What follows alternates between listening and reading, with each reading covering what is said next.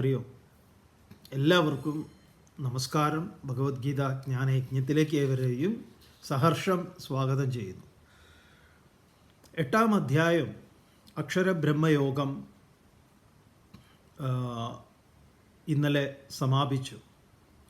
ഇന്ന് നമ്മൾ 9-ാം അധ്യായത്തിലേക്ക് കടക്കുമ്പോൾ എല്ലാ പ്രാവശ്യത്തേതും പോലെ അധ്യായത്തെ സംഗ്രഹിക്കുക എന്നതൊരു പ്രധാനപ്പെട്ടൊരു കാര്യം. എന്താണ് 8-ാം അധ്യായം സംക്ഷിപ്തമായി നോക്കുകയാണെങ്കിൽ, അധ്യായത്തിൻ്റെ ആരംഭത്തിൽ അർജുനൻ ഭഗവാനോട് 7 ചോദ്യങ്ങൾ ചോദിച്ചു.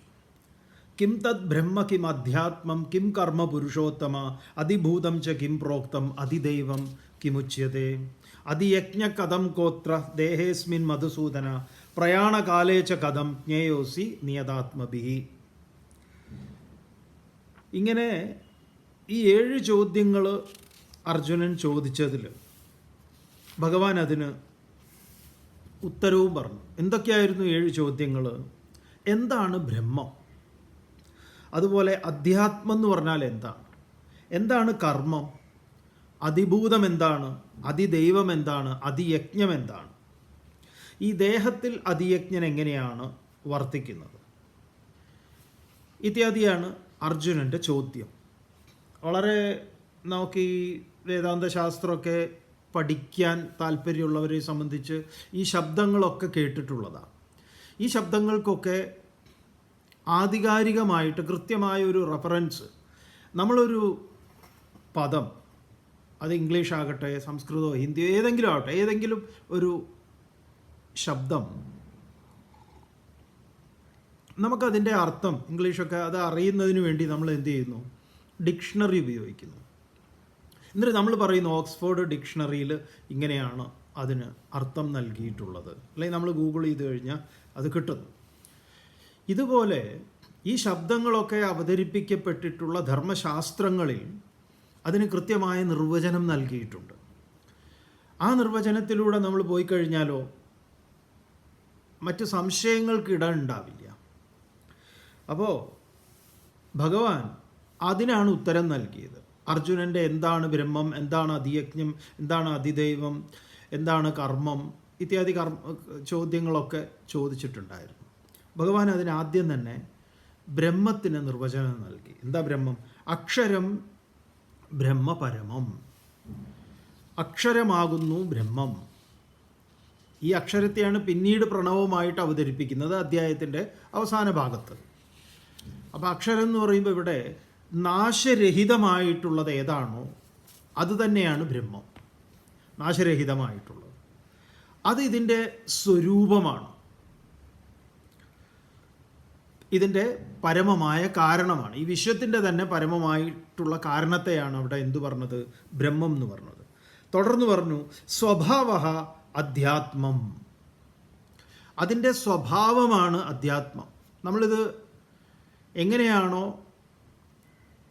ശ്രീ ഗുരുവായൂരപ്പൻ്റെ ഒരു ചിത്രത്തിൽ കൗസ്തുഭവും ശ്രീവത്സവും, കൗസ്തുഭം കൊണ്ട് എന്താണ് അർത്ഥമാക്കുന്നത്? കൗസ്തുഭ വ്യപദേശേന സ്വാത്മജ്യോതിർബിഭർത്യജ തത് പ്രഭാവ്യാപിനി സാക്ഷാത് ശ്രീവത്സമുരസാ വിഭു. അപ്പോൾ കൗസ്തുഭമാണ് ബ്രഹ്മം, ശ്രീവത്സം എന്താണ്? അധ്യാത്മമാണ്. ഒന്ന് സ്വരൂപമാണെങ്കിൽ മറ്റത് സ്വഭാവമാണ്. മനസ്സിലാവുന്നുണ്ടല്ലോ? ഇത് നന്നായി പറഞ്ഞു തന്നിട്ടുള്ള കാരണം ഇനി അടുത്ത അധ്യായം 9-ാം അധ്യായം ആരംഭിക്കുന്നത് അത് കൂടുതൽ സൂക്ഷ്മമായിട്ടുള്ള, കാരണം ഈ അധ്യായത്തിൻ്റെ അവസാനം പറഞ്ഞു നിർത്തിയത് ഭക്തിയ എന്നാണ്. കാരണം ഏറെ നമുക്ക് തെറ്റിദ്ധാരണ ഉണ്ടാക്കുന്നതുമാണത്. കാരണം നമ്മുടെ ഉള്ളിലുള്ള ആ സങ്കല്പങ്ങളെ ഒന്ന് മായ്ഞ്ഞ് കിട്ടണമെങ്കിൽ ചില്ലറ പണിയൊന്നും എടുത്താൽ പോരാ. കാരണം ചില സ്ഥലങ്ങളുണ്ട്, നമ്മളിപ്പോൾ ഒരു വീട് നോക്കി വാടകയ്ക്ക് എടുക്കാൻ, അപ്പോൾ ഒരാളുടെ ഗസ്റ്റ് ഹൗസ് ഉണ്ട്, അവർ പറയുക നിങ്ങളത് ഉപയോഗിച്ചോളൂ, പക്ഷേ അതൊന്ന് വൃത്തിയാക്കി എടുക്കണമല്ലോ. അയ്യോ അതൊന്നും സാർ അറിയണ്ട, അതൊക്കെ ഞങ്ങൾ വൃത്തിയാക്കിക്കോളാം. ഇത് കൊല്ലങ്ങളായി ഉപയോഗിക്കാതെ കിടക്കുന്നതാണ്. ഒരുമാതിരിപ്പെട്ട എന്താ പറയുക ഡിറ്റർജൻ്റ് ഒക്കെ ഇട്ടിട്ട് പ്രഷർ പമ്പൊക്കെ വെച്ച് അടിച്ചിട്ട് ഇത് പോണ്ടേ. അതിലാണെങ്കിൽ കുറേ ഈ കണ്ട അതും ഇതുമൊക്കെ എന്താ പറയുക, ഈ കടവാതിൽ എന്ന് പറയുന്ന ബാറ്റ്സൊക്കെ അതിൻ്റെ വിസർജ്യവും തുടങ്ങി പലതും കിടക്കുകയാണ്. ഇതൊക്കെ ഒന്ന് വൃത്തിയാക്കി എടുക്കുന്നതിന് കുറച്ച് മെനക്കെടുണ്ട്. ആസിഡ് ഇട്ട് ഇതിട്ടൊക്കെ ഇങ്ങനെ എന്ന പോലെയാണ്. ഒരുപാട് കാര്യങ്ങൾ ഉള്ളിൽ ഇങ്ങനെ കിടക്കുന്നുണ്ട്. ഇതൊക്കെ ഒന്ന് വൃത്തിയാക്കി എടുക്കലാണ് ഗീതയുടെ ജോലി. അപ്പോൾ അതിനെന്ത് വേണം? നല്ല സാധനങ്ങൾ ഇട്ട് കഴിഞ്ഞാൽ ക്ലീൻ ആയിക്കോളും. അപ്പോഴാണ് ഒരാൾ വന്നിട്ട് ഇതൊന്നുമില്ല, ഇന്ന് ഒരു പുതിയൊരു സാധനമുണ്ട്, ഇതങ്ങോട്ട് കുറച്ച് വെള്ളത്തിൽ മിക്സ് ചെയ്ത് അങ്ങോട്ട് ഇടുക, അങ്ങനെ പതയായിട്ട് അങ്ങനെ വരും. പിന്നെ വെള്ളം ഒരു അടി അടിച്ചു കഴിഞ്ഞാൽ ക്ലീൻ. അതുപോലെയാണ് ഇത്. അപ്പോൾ ഈ അധ്യായത്തിൻ്റെ അവസാനത്തിൽ അനന്യഭക്തിയ എന്ന് പറഞ്ഞു.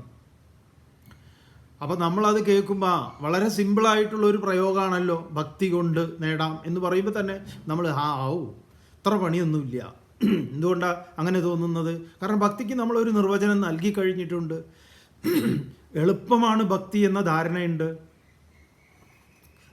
ഇത്രയും പറഞ്ഞ കാര്യങ്ങൾ അനന്യഭക്തിയ എന്ന് പറയുമ്പോൾ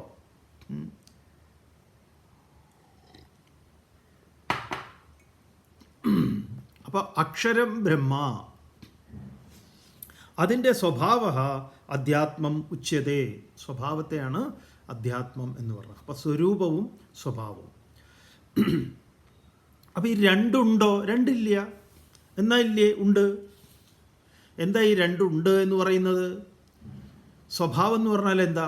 നാമരൂപാദികൾ. അതേ സ്വഭാവത്തെയാണ് മായ എന്ന് പറയുന്നത്. നാമരൂപാദികളായി പ്രകടമായി കഴിഞ്ഞാൽ പിന്നെ അതെന്താണ്? സ്വഭാവമാണ്. രാമകൃഷ്ണദേവ് പറയുന്നൊരു കാര്യമുണ്ട്. അമ്മ കുട്ടികൾക്ക് വീട്ടുകാരനുൾപ്പെടെ ഭക്ഷണം ഉണ്ടാക്കുന്നത്.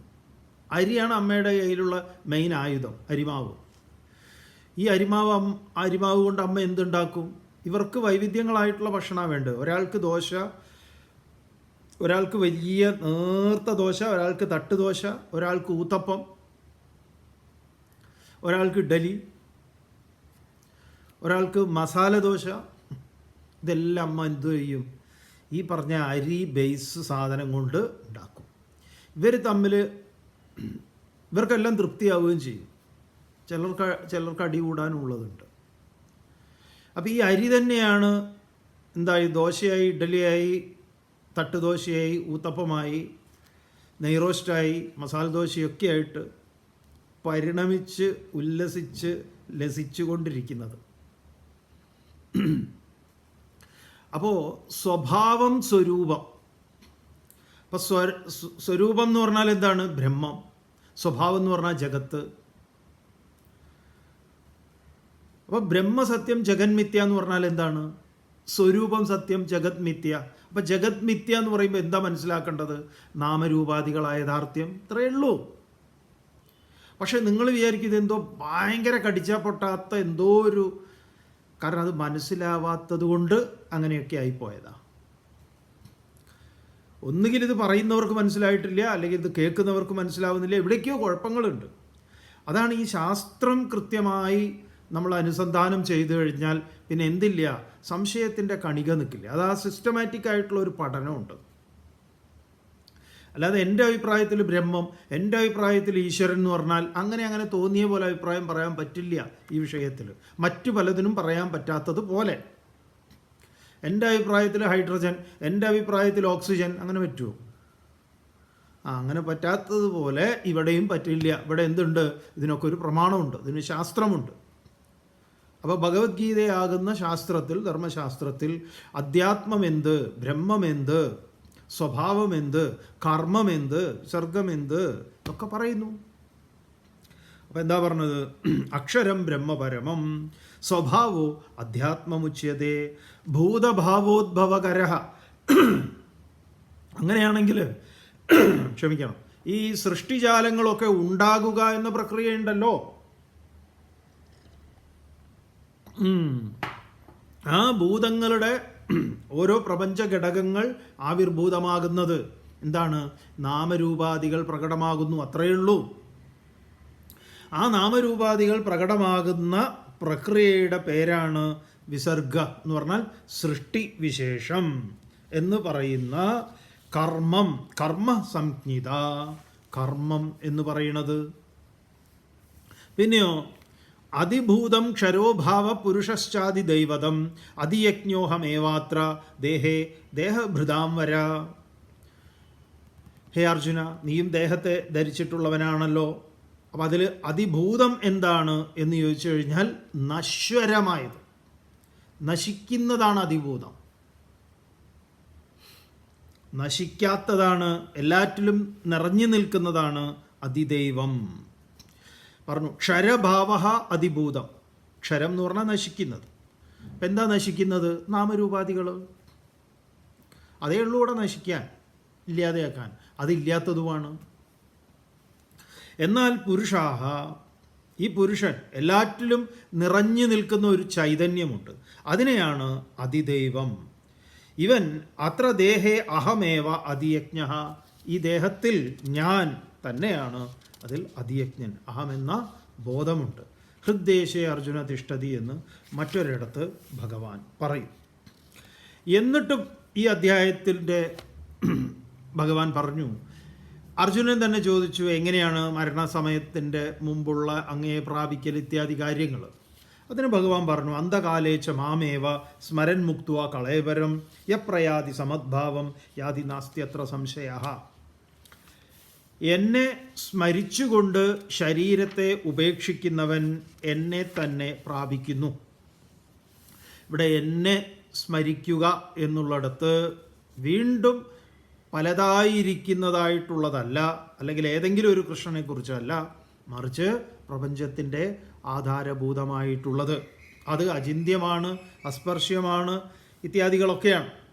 എങ്ങനെയാണ് പ്രയാണകാലേ മനസാചലേന ഭക്തിയാ യുക്തോ യോഗബലേന ചൈവ ഭ്രുവോർമധ്യേ പ്രാണമാവേശ്യ സമ്യക് സതം പരം പുരുഷമുപൈതി ദിവ്യം.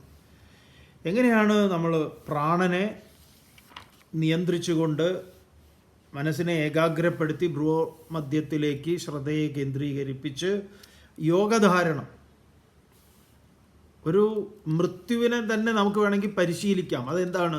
ശരീര മനോബുദ്ധി ഉപാധികളിൽ ഞാൻ ശരീരത്തിൽ നിന്ന് വേറിട്ട് നിൽക്കുന്ന ഒന്നാണ് എന്ന അനുഭവത്തിലേക്ക് ആ സമാധി പരിശീലനം സ്വായത്തമാക്കുക. അതിന് ഞാൻ നിനക്കൊരു പിടിവള്ളിയായിട്ട് ഭഗവാൻ അർജുനൻ്റെ മുന്നിലേക്ക് വെച്ചു. വളരെ നീ എനിക്ക് പ്രിയപ്പെട്ടവനൊക്കെ ആയതുകൊണ്ട് യദക്ഷരോ വേദവിദോ വദന്തി വിശന്തി യത് വിദയോ വിശന്തി യതയഃ വീതരാഗാഃ യതിച്ഛന്തോ ബ്രഹ്മചര്യം ചരന്തി തത്തേ പദം സംഗ്രഹേണ പ്രവക്ഷ്യ. നമുക്ക് ആ കടവും ഇതും കൂടെ അങ്ങോട്ട് മിക്സായി പോകും. കടത്തിൽ അതേ മന്ത്രം നമ്മൾ പരിചയപ്പെട്ടു. അതിനെ ഞാൻ നിനക്ക് പറഞ്ഞു തരാം എന്ന് പറഞ്ഞിട്ട് ഓമിത്യേകാക്ഷരം ബ്രഹ്മ വ്യാഹരൻ മാം അനുസ്മരൻ, ആ അക്ഷരബ്രഹ്മത്തെ കുറിച്ച് പറഞ്ഞു. അത് അനന്യചേതാ സതതം യോമാം സ്മരതി നിത്യശഃ തസ്യാഹം സുലഭ പാർത്ത നിത്യയുക്തസ്യ യോഗിനഃ. ഞാൻ എങ്ങനെ ഒരുവന് സുലഭനായി തീരുന്നു? അപ്പോൾ അവനവനിൽ ആ സത്യത്തെ അറിഞ്ഞ് അനുഭവിക്കുന്ന ആ പ്രക്രിയ, ഇതിനെ വിസ്തരിച്ച് നമ്മൾ കണ്ടു. പ്രണവം എടുക്കുന്ന സമയത്ത് അതിൻ്റെ മാണ്ഡൂക്യ ഉപനിഷത്ത് വഴി ആ പ്രണവത്തിന് അതിനെ നന്നായിട്ട് തന്നെ നമ്മൾ കണ്ടു. തുടർന്ന് 2 മാർഗങ്ങളെക്കുറിച്ച് ഭഗവാൻ ഇതിൻ്റെ ഉപസംഹാരത്തിൽ പറഞ്ഞു, ദക്ഷിണായനവും ഉത്തരായണവും. അതിന് നമ്മൾ ഈ ദക്ഷിണായനവും ഉത്തരായണവും എന്ന് പറയുന്ന കാലഗണനയ്ക്ക് അപ്പുറത്ത് ഇതിനൊരു ആധ്യാത്മിക വഴിയിലൂടെയാണ് നമ്മുടെ യാത്രയും. അങ്ങനെ തന്നെയാണ് ഇതിനെ കാണേണ്ടത്. അങ്ങനെ ഭഗവത് പാദർ ഉൾപ്പെടെ 1200 വർഷങ്ങൾക്ക് മുമ്പ് ഭാഷ്യം ചമച്ച ഭഗവത് പാദരും പറഞ്ഞിട്ടുള്ളത് എന്താണ്? ജ്ഞാനപ്രകാശത്വാത് ശുക്ല. അപ്പോൾ ശുക്ലപക്ഷം എന്ന് പറയുന്നത് എന്താണ്? ബാഹ്യമായ ശുക്ലപക്ഷവും കൃഷ്ണപക്ഷവും അല്ല, മറിച്ച് ജ്ഞാനത്തിൻ്റെ മാർഗം. ജ്ഞാനത്തിൻ്റെ മാർഗം എന്ന് പറഞ്ഞാൽ ആർക്കാണോ ഈ ജ്ഞാനമുള്ളത് അവൻ്റെ ആ ആളെ സംബന്ധിച്ച് അയാളുടെ ശരീരം ഉപേക്ഷിക്കൽ ഈ പറഞ്ഞ ജ്ഞാനമാർഗത്തിലൂടെയാണ്. അത് ശുക്ലപക്ഷമാണ്.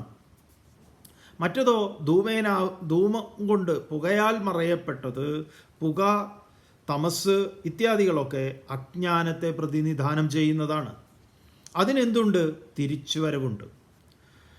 ഭഗവാൻ നേരത്തെയും പറഞ്ഞു, യത് ഗത്വ ന നിവർത്തന്തേ, ഏതൊന്നിലേക്ക് പ്രവേശിച്ചാൽ പിന്നെ തിരിച്ചുവരവില്ലയോ, അതാണ് തദ്ധാമ പരമം മമ, അതാണ് എൻ്റെ ധാമം. അപ്പം നാമരൂപാദികളെ അല്ലെങ്കിൽ ശരീര മനോബുദ്ധി ഉപാധികളിൽ ഞാൻ എന്ന ബോധം വെടിഞ്ഞു കഴിഞ്ഞാൽ പിന്നെ എന്താണ്? അതാണ് സാക്ഷാത്കാരം. അങ്ങനെയുള്ള അവൻ എന്നെ സാക്ഷാത്കരിക്കുന്നു എന്ന് പറയുന്നതിൻ്റെ താത്പര്യം എന്താണ്? ഇതാണ്. അപ്പോൾ വേറിട്ടൊരു ഈ ദക്ഷിണായനവും ഉത്തരായണവും എന്ന് പറയുന്നത്, ഈ പുറത്ത് നിങ്ങൾ നോക്കി ഇന്ന് ഏതാ ദിവസം, ഇപ്പോൾ നമ്മൾ ഇതൊക്കെ ഉണ്ട്, ഈ കുട്ടികൾ ജനിക്കുന്ന ദിവസം നക്ഷത്രം, ഇന്ന നക്ഷത്രം, എന്തൊക്കെ മണ്ടത്തരങ്ങളുണ്ടെന്നറിയോ ഇതിൽ. തൃശ്ശൂർ ഒരു ഡോക്ടർ തന്നെ ഉണ്ട്, തൃശ്ശൂർ മാത്രമല്ല പലയിടത്തും ഉണ്ട്. ജ്യോതിഷിയും ഡോക്ടറും ഒരു ടൈപ്പാണ്. എന്നിട്ട് ഡോക്ടർക്ക് ജ്യോതിഷി നിർദ്ദേശിച്ചു കൊടുക്കുക ഏത് ഡേറ്റിൽ കുട്ടി ജനിക്കണം എന്ന്. അങ്ങനെ ഒരു ഡേറ്റിൽ കുട്ടിക്ക് ജനിക്കാൻ പറ്റുമോ, നക്ഷത്രത്തിൽ ജനിക്കാൻ പറ്റുമോ എന്ന് ചോദിച്ചാൽ ബുദ്ധിമുട്ടാണ്. പക്ഷേ ഡോക്ടർക്ക് ജനിപ്പിച്ചു കൊടുക്കാൻ പറ്റും. അതെന്താണ്? സിസേറിയൻ. വീട്ടുകാർക്കും സമ്മതമാണ്. എന്തായാലും സ്കാൻ ചെയ്ത് മനസ്സിലായി കുട്ടി ആൺകുട്ടിയാണ്. അപ്പോഴാണെങ്കിലോ ഒരു ആഴ്ച മുമ്പ്, ആ ഡെലിവറി ഡേറ്റിൻ്റെ ഒരാഴ്ച മുമ്പായിട്ട് വരുന്നു, എന്താണ്, പൂര നക്ഷത്രം വരുന്നുണ്ട്. ബഹുമാർ കണ്ടു, ഭയങ്കരമാണ്, ഇവൻ അവിടെ നിൽക്കുന്നു, അറ്റം ഇവിടെ നിൽക്കുന്നു, ഇത് തന്നെ നല്ല സമയം. അപ്പോൾ ഈ നക്ഷത്രത്തിൽ ജനിച്ചാൽ അച്ഛന് ഗുണമുണ്ട്, അമ്മയ്ക്ക് ഗുണമുണ്ട്, അച്ഛനും അമ്മമ്മയ്ക്കും വല്യമ്മയ്ക്കും തുടങ്ങിയ കുടുംബത്തിന് മുഴുവൻ ഇവൻ ഭയങ്കരനാവും, പൂരം പറന്ന പുരുഷൻ. അങ്ങനെ ഇവൻ നടത്തും പൂരം എന്നാണ്, തൃശ്ശൂർ പൂരം വരെ ഇവൻ നടത്തും എന്നായി. എന്തായി? അങ്ങനെ ജ്യോത്സ്യം പറയുന്നത് കേട്ടിട്ട് ഡോക്ടറും അതിനനുസരിച്ച് സിസേറിയന് തയ്യാറാക്കുന്നു. 8 മാസത്തിലൊക്കെ ജനിച്ചാലും ഇത് എന്താ പറയുക, ഇതിനെ വേണ്ട രീതിയിലൊക്കെ പരിചരിപ്പിച്ചാൽ ഇതങ്ങോട്ട് രക്ഷപ്പെട്ടു പോരും. അങ്ങനെയൊക്കെ ഉണ്ടല്ലോ, വളരെ നേരത്തെ പ്രസവിക്കുന്ന കേസൊക്കെ ഉണ്ടല്ലോ. അപ്പോൾ 1-2 ആഴ്ച മുമ്പ് ഇവിടേക്ക് വന്നുകൊണ്ട് കുഴപ്പമൊന്നുമില്ലേ എന്ന് ചോദിച്ചാൽ ജീവിച്ചു പോരാൻ കുഴപ്പമൊന്നുമില്ല. എന്തൊക്കെ വൈകല്യങ്ങളുണ്ടാവും എന്നുള്ളത് വേറെ കാര്യം. ഏതായാലും പ്രകൃതിയിൽ 5 പ്രകാരത്തിലുള്ള ജീവജാലങ്ങളുണ്ട്. 5 ഉള്ളൂ, 6ാമതൊരു കാറ്റഗറി ഒന്നുമില്ല. 5 വിഭാഗത്തിൽ പെടുന്നതാണ് ഈ ജീവജാലങ്ങളെല്ലാം. അത് ഈ പഞ്ചമഹാഭൂതങ്ങളെ എന്താ പറയുക, ആശ്രയിച്ചിട്ടുള്ളതുമാണ്. ഉദ്ഭിജം, സ്വേദജം, അണ്ഡജം, ജരായുജം, ഊഷ്മജം. ഭൂമി പിളർന്നുണ്ടാകുന്ന, ഭൂമിയാണ് അവർക്ക് യോനി. ഭൂമിയെ ആശ്രയിച്ചുകൊണ്ട് ഉണ്ടാകുന്ന ജീവജാലങ്ങൾ, വൃക്ഷലതാദികൾ, ഇതിനൊന്നും ജാതകമില്ല. അതൊക്കെ ജനിക്കുക അതിൻ്റെ സമയം. പക്ഷെ അതിനൊരു സമയമൊക്കെ ഉണ്ട്. പ്രകൃതി അതിന് നിശ്ചയിച്ചിട്ടുണ്ട്. ഈ പ്രകൃതി താളം തെറ്റി ജനിക്കുന്നത് മനുഷ്യൻ മാത്രമേ ഉള്ളൂ. അതാണ് വേറൊരു കോമഡി. എല്ലാറ്റിനും ഒരു സീസണുണ്ട്. തോന്നിയ സമയത്ത് മാങ്ങയൊക്കെ പൂക്കുമോ? നമ്മളിപ്പോൾ സൃഷ്ടിച്ചെടുക്കുന്നുണ്ട് 24 മണിക്കൂറും, 24 എന്താ പറയുക 12 മാസവും പൂക്കുന്ന മാവും പ്ലാവും ഒക്കെ ഉണ്ട് ഇപ്പോൾ. നമ്മുടെ സ്വാധീനമായിരിക്കാം. അല്ലെങ്കിൽ അതിനൊക്കെ ഒരു സീസണാണ്. ഇന്ന മത്സ്യങ്ങൾ ഉണ്ടാകുന്നതിന് സീസണാണ്. ഈവൻ നായയ്ക്ക് വരെ സീസണുണ്ട്. കന്നിമാസം അതിൻ്റെ ഒരു സീസണാണ്.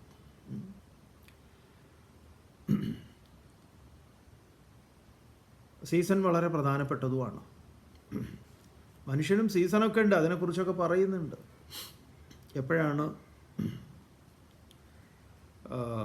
സന്താനോത്പാദനം ചെയ്യേണ്ടത്, കുട്ടിക്കായിക്കൊണ്ടുള്ള സന്താനോത്പാദനത്തിനുള്ള പ്രജനന പ്രക്രിയയ്ക്ക് എപ്പോഴാണ് എന്നൊക്കെ പറയുന്നുണ്ട് ധർമ്മശാസ്ത്രത്തിൽ. പറഞ്ഞു വന്നത് ഉദ്ഭിജം എന്ന് പറയുന്ന ഒരു ഗണമുണ്ട്. ഈ സസ്യലോകം, വൃക്ഷലോകം, അതിൽ തന്നെ ലക്ഷക്കണക്കിന് വെറൈറ്റികളുണ്ടല്ലോ. പക്ഷെ അതൊരു ഫാമിലിയാണ്, ഒരു ഗണത്തിൽ പെടുന്ന. അത് പുല്ല് മുതൽ വലിയ വൃക്ഷം വരെ. ഉദ്ഭിജം, അണ്ടജം, മുട്ട പൊട്ടിയിട്ടുണ്ട്. മുട്ടയാണ് അതിൻ്റെ ഒരു വഴി. അങ്ങനെ മുട്ട പൊട്ടി ഉണ്ടാവുന്ന പക്ഷിക്കുഞ്ഞുങ്ങളുണ്ട്, ഇഴജാതികളുണ്ട്, അങ്ങനെയുള്ള ഗണത്തിൽപ്പെടുന്നവരുണ്ട്. അത് ഒരു കാറ്റഗറിയാണ്, അത് ഒരു ഫാമിലിയാണത്. പിന്നെ നമ്മളെപ്പോലുള്ള ജീവജം അല്ലെങ്കിൽ ജരായുജം എന്ന് പറയുന്നത് പ്രസവിക്കുന്നതാണ്, യോനിയിലൂടെ പ്രസവിക്കുന്നത്. അങ്ങനെ മൃഗങ്ങളുണ്ട്, മനുഷ്യരുണ്ട്, അതൊക്കെ ഒരു കാറ്റഗറിയാണ് ചുരുക്കി പറഞ്ഞാൽ. ജന്തു എന്നാ പറയുക. ജന്തു, പ്രാണി, ഇങ്ങനെ പലതായിട്ട് നമ്മളെ അടയാളപ്പെടുത്തിയിട്ടുണ്ട്. അപ്പോൾ ഈ പറഞ്ഞ ജീവജം അല്ലെങ്കിൽ ജരായുജം, പ്രസവിക്കുന്നത്. പിന്നെ ഊഷ്മജം എന്ന് പറയും. ഊഷ്മജം എന്ന് പറഞ്ഞാൽ അന്തരീക്ഷത്തിലുണ്ടാകുന്നതാണ്. വൈറലുകളൊക്കെ അങ്ങനെയാണ്. പിന്നെ സ്വേദജം എന്ന് പറഞ്ഞാൽ ഈർപ്പത്തിൽ നിന്നുണ്ടാകുന്നതാണ്. ഫംഗലുകളൊക്കെ അങ്ങനെയാണ്. അങ്ങനെ ഈ 5 വെറൈറ്റിയേ ഉള്ളൂ. ഈ 5 ഭൂതങ്ങളുമായിട്ട് കണക്റ്റഡ്. ആ ഭൂതങ്ങൾ അതിന് ഏറ്റവും കൂടുതൽ സഹായകമായിട്ടുള്ളതാണ്.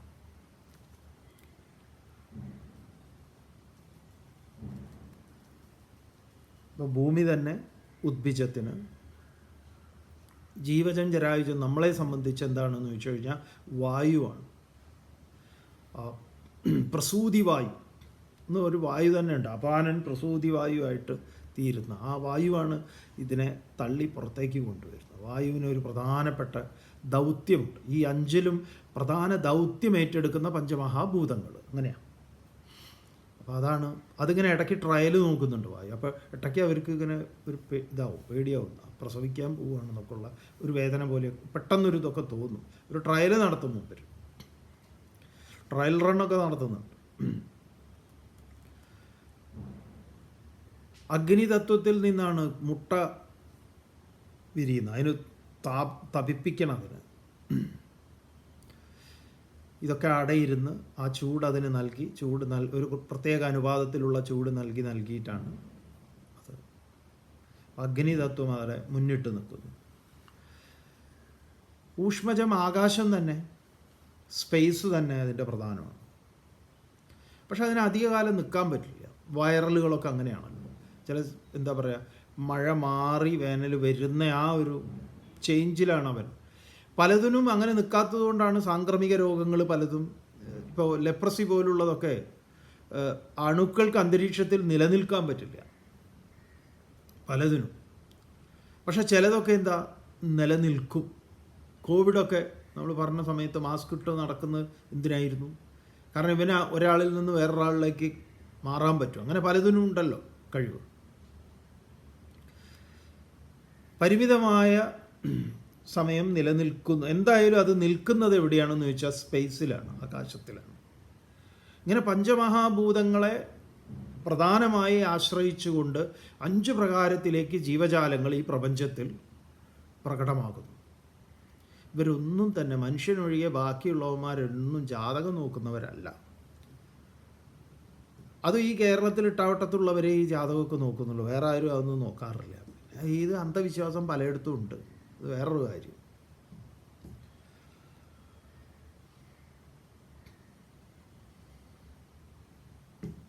അപ്പോൾ ഇതിൽ നമുക്ക് നിങ്ങളോട് പറയാനുള്ളത് ഇതാണ്. ഇതിൻ്റെ പിറകിൽ പോയാൽ നമ്മുടെ ഒരു പ്രയത്നമുണ്ട്. നമ്മൾ അലസന്മാരാക്കാൻ ഇത് സഹായിക്കും. അതുകൊണ്ടാണ് നമ്മളിതിങ്ങനെ പറയുന്നത്. പിന്നെ പല കുടുംബങ്ങളെയും ഇത് അനാഥമാക്കിയിട്ടുള്ളതും നമുക്ക് നല്ല നമ്മുടെ മുന്നിൽ കുറേ അനുഭവങ്ങളുണ്ട്. ഇത് അനാഥമാക്കിയിട്ടുള്ള, ഇതിൻ്റെ പിറകിൽ പോയിട്ട് അവരുടെ കുടുംബം കുത്തുവാള എടുത്തിട്ടുള്ള കുറേ കണക്കുകൾ നമ്മുടെ മുന്നിലുണ്ട്. അതുകൊണ്ടാണ് നമ്മുടെ ഒരു സമൂഹം നശിക്കാതിരിക്കാൻ വേണ്ടിയാണ് നിങ്ങളോടിത് പറയണം. ധർമ്മശാസ്ത്രത്തിൽ നിങ്ങൾ എന്ത് ചെയ്യൂ? അതിൽ ഊന്നൽ നൽകൂ. അപ്പോഴോ നിങ്ങൾക്ക് കുറേയും കൂടെ സമാധാനപൂർണമായ ഒരു ജീവിതം ഉണ്ടാവും. നിങ്ങളിൽ സാധ്യത അനന്തമാണ്. മറ്റാരും നിങ്ങളെ ഈ ഈശ്വരൻ എന്നൊക്കെ പറഞ്ഞാൽ ഈശ്വര കോപം എന്നൊക്കെ പറയുന്നത് വെറും മണ്ടത്തരാണ്. അങ്ങനെ കോപിക്കാനൊരു ഈശ്വരനുണ്ടെങ്കിൽ എന്തിനാ അങ്ങനെ ഒരു ഈശ്വരനിൽ വിശ്വസിക്കുന്നത്? അങ്ങനെ യോഗ്യനാണോ അത്? കോപിക്കുന്ന ഒരാൾ എങ്ങനെ ശരിയാവുക അത്? ദയവ് ചെയ്ത് ആ വഴികളിലൊന്നും പോവാതിരിക്കുക. തുടർന്ന് ഇതിൻ്റെ അവസാനത്തിൽ ഭഗവാൻ പറഞ്ഞു, എന്താണ്? വേദേഷു യജ്ഞേഷു തപസ്സു ചൈവ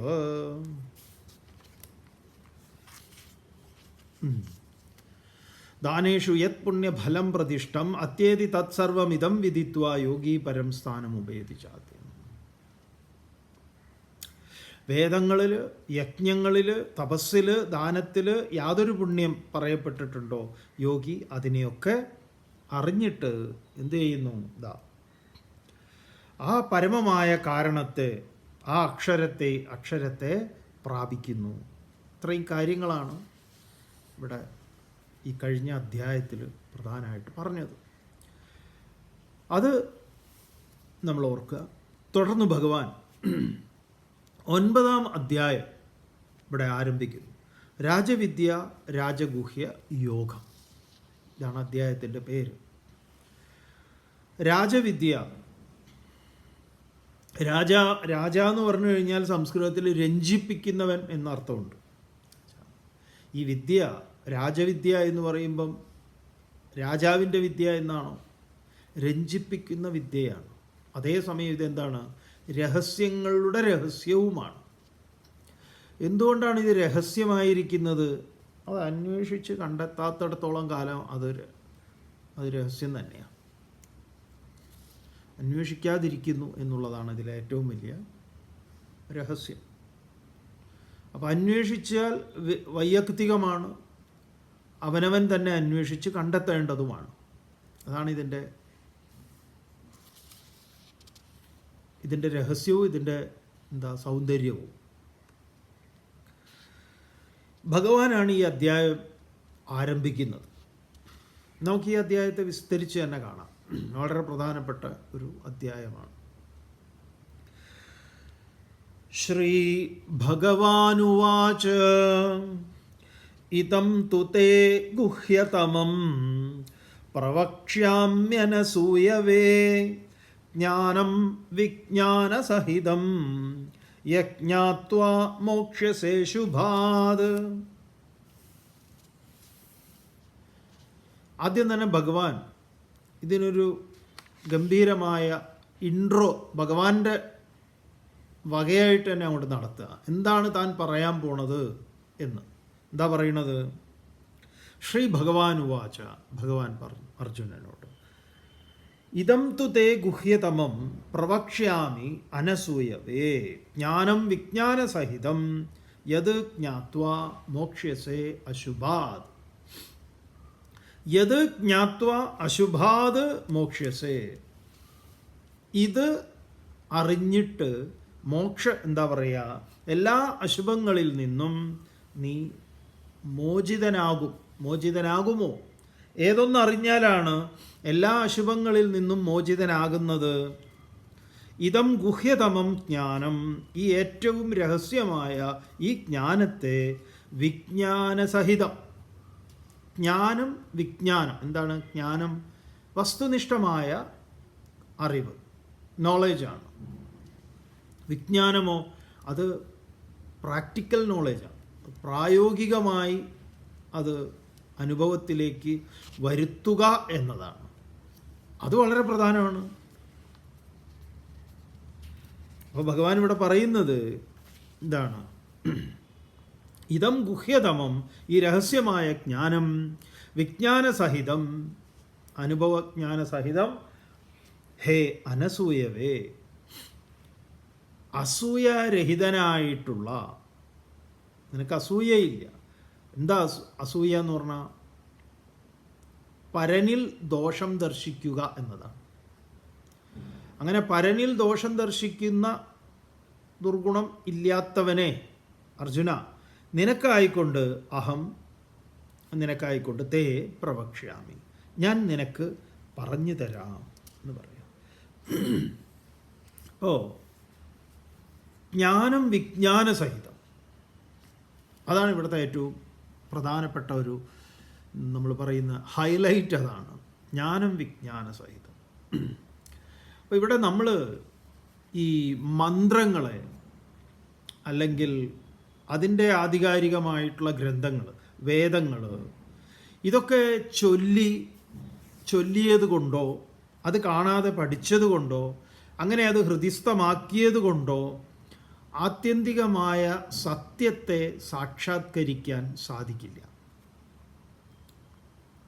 ഒരിക്കൽ കൂടി പറയട്ടെ, ഈ വേദഗ്രന്ഥങ്ങൾ ഹൃദിസ്ഥമാക്കിയത് കൊണ്ട്, അത് ഏതെങ്കിലും വിധത്തിൽ പാരായണം ചെയ്യുന്നതോ മറ്റുള്ളവരെ പാരായണം ചെയ്ത് പഠിപ്പിക്കുന്നത് കൊണ്ട് എന്തുണ്ടാവില്ല? സത്യസാക്ഷാത്കാരം എന്ന് പറയുന്നത് നടക്കുന്നതല്ല. അതിന് പ്രധാനപ്പെട്ട തടസ്സമായി നിൽക്കുന്നത് എന്തൊക്കെയാണ്?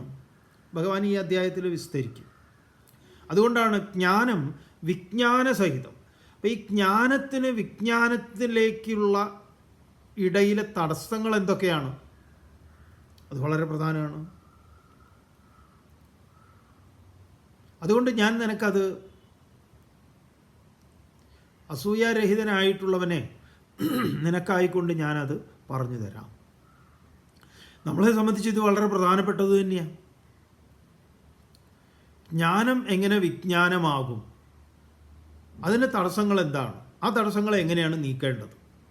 എനിക്കിത് അനുഭവിക്കണമെന്ന് അതിയായ ആഗ്രഹമുണ്ട് എങ്കിൽ അതിൻ്റെ തടസ്സം എന്താണ്?